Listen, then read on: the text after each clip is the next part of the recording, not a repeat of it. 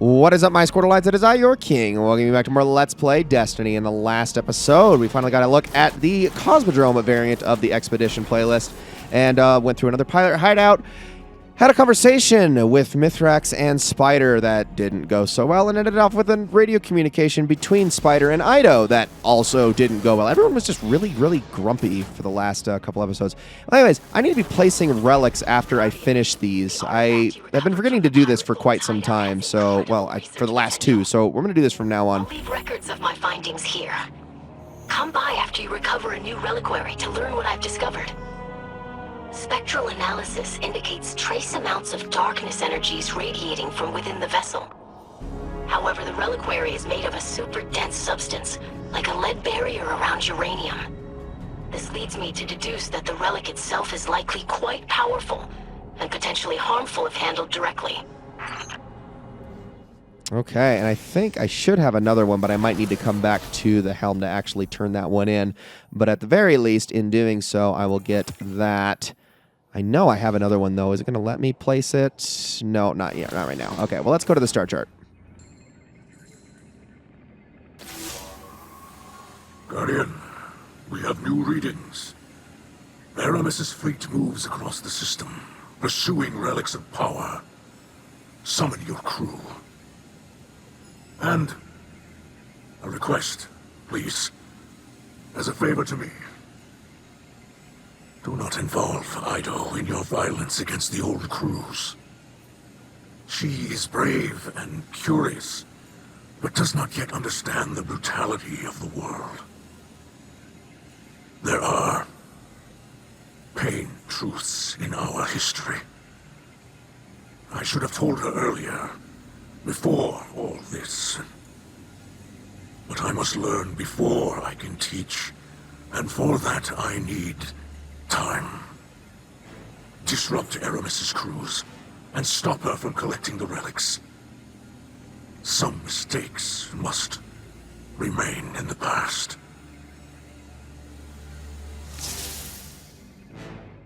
Understandable. Well, we'll do our best to try to keep his wish, but anyways, I'm going to grab a couple of things here. So we got a small treasure beacon for some buried treasure. Find a hidden switch on the side of the treasure beacon. You press it, and from a hidden compartment slides a piece of parchment covered in messy handwriting. This is called Cryptic Quatrains. We'll get into this a little bit later, but this is a new type of quest that we can go after that is going to get us some pretty good rewards. I am also going to open up this one, get some repute there, and then we are on to the third phase, which is good. Now, are you going to let me place it yet? I might need to actually come back here into the helm, so give me just a moment. There it goes. Your last raid yielded a surprising fragment of intel. This was found in the pirate hideout, along with the relic. You forget your place, Erix. I am no longer the ship stealer. I am a Kel, and your obedience is my right. Deliver the relic as agreed, and I will overlook your attempts to extort me. Do it, or face the wrath of a power you cannot imagine. I believe Aramis Kel references the Witness. Perhaps she really has abandoned her calls for Lixni unity. Yeah, that seems a little bit suspect, if I could be honest here. I'm going to grab this last challenge here, get myself some more repute, and then I'm going to turn this in for, really quickly, for this one right here. So now I can actually decrypt umbral engrams into specifically weapons. And hey, look, I even got a brigand's lot for my trouble. Not with a super particularly great roll, but it is at least one that I can delete into a pattern. All right, so with all of that said, I am going to head into the expedition playlist, and we're going to be doing the Nessus variant, the final variant, and the final expedition as a result that I'm going to be showing on screen. So I will see you all in there in just a second.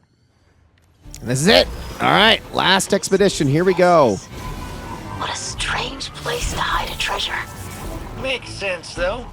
Why pay for a bunch of defenses when the fakes will do it for free? Pirates are more cunning than I anticipated. I'll take that as a compliment, Crab Case. Don't know why those Vex just vanished on me, but okay, whatever. Let's do this thing. And so we can actually make Scurvy appear here, so why don't I do that really quickly? Your stoneman may Wait, Saint, why are you here? That's a bit strange. Not the voice I was expecting to hear, but okay. Let's start doing some damage here. We take all these guys out. I don't, you know, honestly, I guess I can watch through the Fanatic pools if I really want to get Arc Conductor going. So, there we go. Just keep that up as much as we can. Get out of here. Thank you. Alright, we get a little more arc damage. Oh, no, they're exploding around me, but they're not actually giving me Arc Conductor. Alright, let's start throwing the treasure in. I don't care how much these guys don't want to actually do it. I would like to continue. And they are throwing these treasure balls far and wide. Get in there. Alright. Get all that damage together. I was able to get that. Yep, I did. Beautiful. Okay, there we go. Not bad. Where are you? Stop shooting. Why are you shooting only at me, sir? Okay, Jammer has stopped the drill. I believe... oh, this one takes us all the way over... Wow, not where I was expecting. Okay, this way. So we got to put a stop to this one. I don't think I've ever seen it spawn in this area. Interesting. Come on, there you go. Arc Conductor, please. Thank you. And let's just use our shotgun here. And back we go. I think we were about at 50%. I'm going to summon Scurvy again. Because the more you summon them, the better. I mean, it's also like an achievement to get them so many summons in. There used to be a glitch back during, I think it was actually in Catch Crash, though, where you actually could just spam the spot. I think it was for Halxis, the sniper. And you could just spam it over and over and over and over and over and over and over again throughout the boss fight until eventually he did actually spawn. You know, you just got all of your spawns in. You could do like 50 in one single Catch Crash. It was ridiculous. And now let's start throwing the treasure in here as much as we can.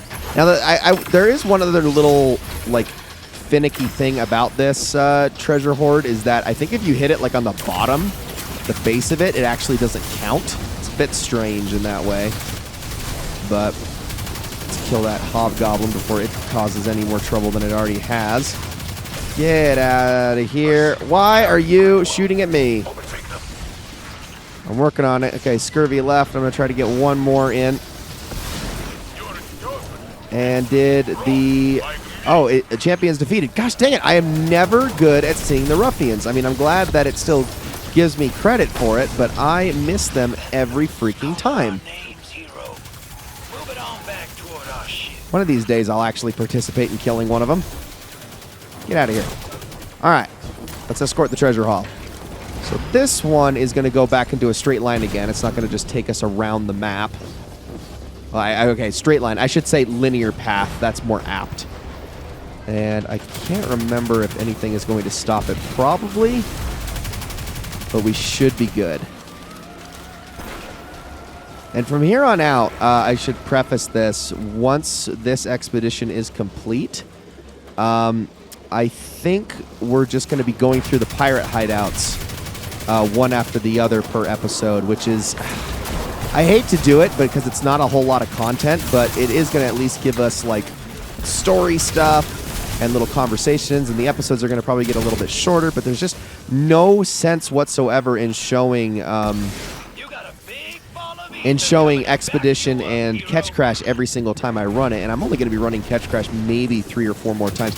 Actually, I'm probably not going to run Catch Crash again. I think I'm just going to be running ritual activities to get my treasure coordinates, because I think I'm good on map fragments for the rest of this season. I may need like 5 more. We'll certainly see, but I think I actually have exactly as many as I need.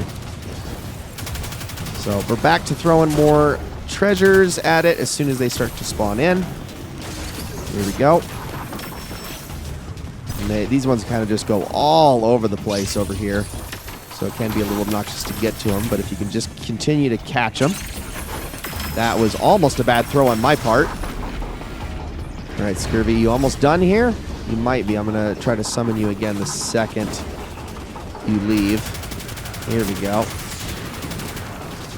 Yes, hit me. Beautiful. Be the instrument of your own destruction. Ah, ha, ha, ha, ha, ha. Oh, not you, Heavy Shank. Not you, Heavy Shank. Get out of here. Okay, back you go.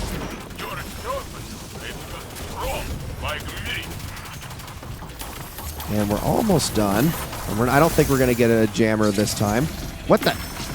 I did not drop that, but okay. That was really strange. Look at that. Look at that. We've already deposited so many just over the course of 3 expeditions that the game is... I believe I've already gotten that done. That's not the weapon I thought I was on. You know, that is one of the only reasons, like one of the major reasons when I play this game why I almost never use energy primaries if I can help it on my main account, is because there are times where like you use an alternate weapon of some kind, or you get off of your Sparrow, or you know, things like that, and then the game is like, oh, let's put you on your default weapon, and it always puts you on your kinetic weapon, no matter whether it's your primary or special. And it's like, no, I would rather, like 99% of the time, default to my primary more than just my kinetic. But because that's not how the weapon slots work, it's very obnoxious and confusing. Destiny 1 actually did that part better because you could only equip kinetics in your... I mean, well, I guess you could equip some energies, but your top slot was your primary slot, and that's not the case in this game, so it gets a little confusing at times. I hate it when I've got a sniper or a shotgun equipped, and then I leap off my Sparrow to do damage, and that's the first thing that attacks. Oh, we got saboteurs. All right, hold on. Let's hit you guys first. We got a Heavy Shank. Come on, there we go. Where is the champion here? Is there a champion here? Oh, looks like they're behind us. Hit him with that damage. Yeah, beautiful. Remember, there we do have heavyweight active in this.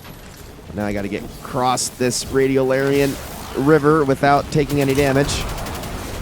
Oh, come here, you. I think this other guy, I think all of them are using, actually, a Risk Runner, which is kind of funny. There we go. And we're just about all the way there. Now, this one throws actually a lot more at us than most of the other boss fights. We get, I believe, a giant servitor and then two fallen brigs. And those can be a little bit more difficult to take out than the mini bosses that the other ones throw at us, like phalanxes and war beasts and whatnot. But I'm going to still use my super on you. I'm going to use, if I can get this to work, there we go. I'm going to use my machine gun on this guy. Come on, there we go. Almost. You're going to do your little stomp. I know you wanted to. Okay, we got rid of you. Now onto the other brig. Just use all the heavy here. It's not like I'm going to use it for anything else as soon as this is done. Almost, and there we go. Beautiful. That worked out great. And hey, look, more heavy dropped anyway, so it's not even a huge deal.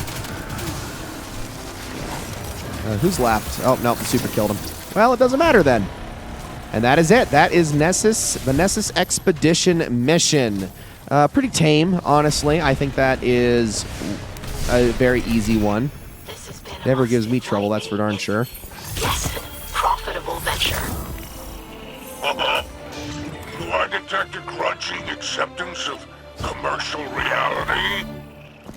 I do admit that altruism alone will not rebuild the Elixni Quarter. We need entrepreneurs like you. Was that so difficult? Come by my bar sometime. I'll teach you to gamble. No, Ido, don't give in. Don't give in to capitalism. What are you doing? No, I'm just kidding, of course. All right, let's jump into the pirate hideout, the Blademasters. Get this done. I am going to switch on over to Brigand's Law. Get rid of this. I keep getting plank strides, man. That's what I explicitly do not want. And I guess I will use... I guess I'll just stick to my shot. Well, let's go switch to Peace of Mind. And we'll just kind of run double primary here with the Queen Breaker. See if I can get Linear Fusion Finder on for this as well. Also, I can get rid of some of my gear here. All right, let's do this thing. You become quite adept at bringing down these pirate lords. Do you think the rest are terrified? Here, you'll face All and Thorn with 4 cleavers between them. A strong arm and a sharp edge. They always think that's the only thing they need. Alright, so it's more Cabal again. These ones are, if I'm not mistaken, they are gladiators, which is very obnoxious to deal with. But I think we can handle it just fine. Maybe I should have stuck to my shotgun after all, but I will be as resourceful as I need to be here. Come on, land my... If I could land my precision shots, that would be great. Nope. I was hoping to get Focus Fury. The only problem with Focus Fury is it's kind of hard to proc, but it is really the only damage perk that Peace of Mind is able to get, unfortunately. So there's not really much more I can do. Hello there. Let's kill you. Brigand's Law. This sidearm legitimately is fantastic. It is so unbelievably good. Like, I can't even, like, begin to describe to you how good this thing is, whether or not you even have what you need. Now, this one has Demolitionist on it, which is definitely going to come in handy. So I'll be able to get so many kills so quickly. Let's just run through here. There we go. Oh, another one. Where do you think you're going, sir? Here, have that. Perfect. Kill you. Look at that. Look at how it just tears through. Sidearms are honestly extremely underrated and always have been in Destiny.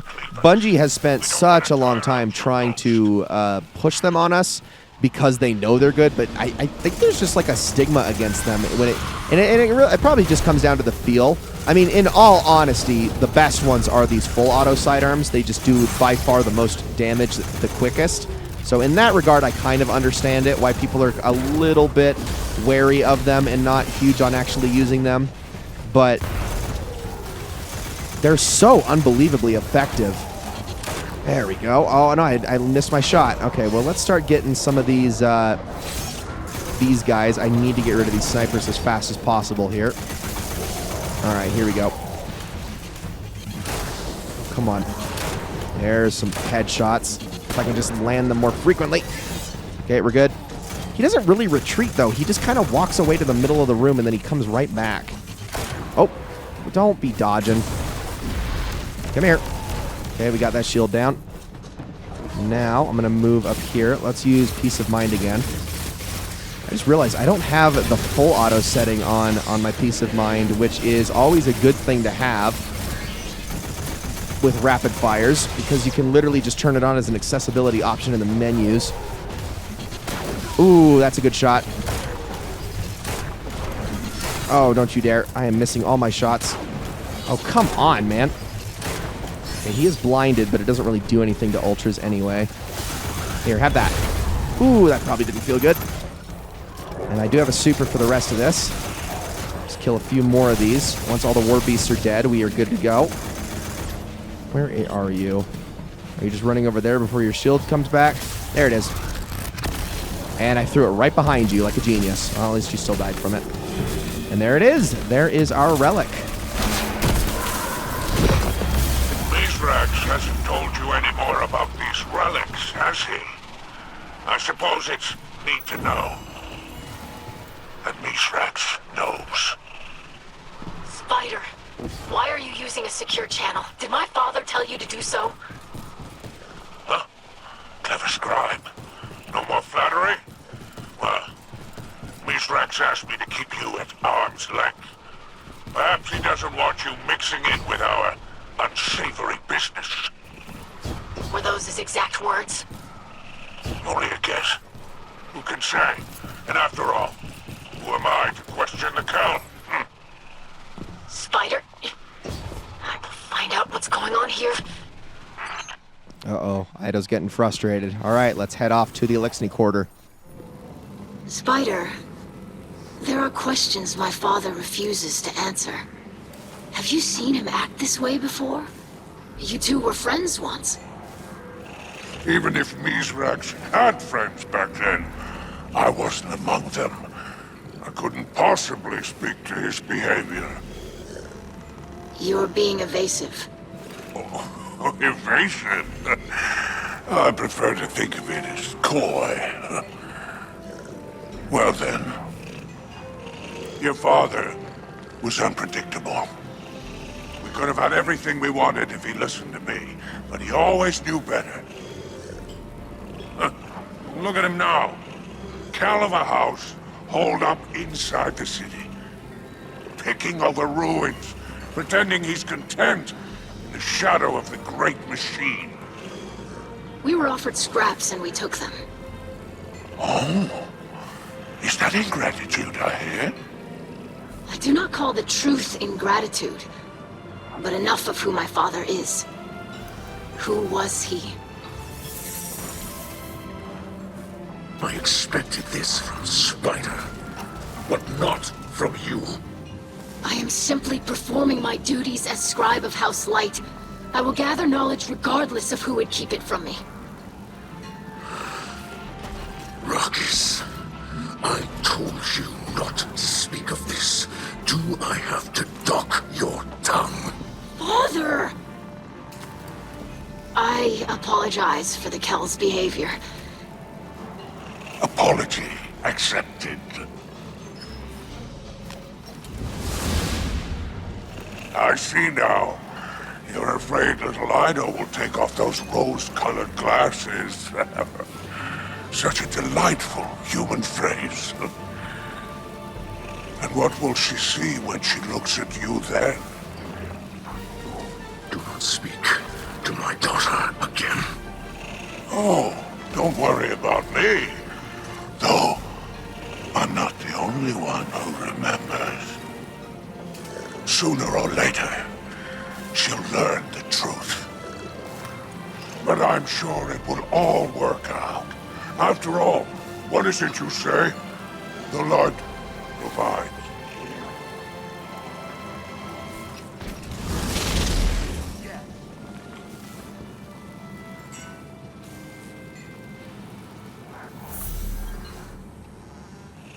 What catches your eye? Oh, nope, nothing else? Okay, well, I guess we're good then. Let's go take a look at the holo projector. We'll probably have to talk to Spider after we look at this.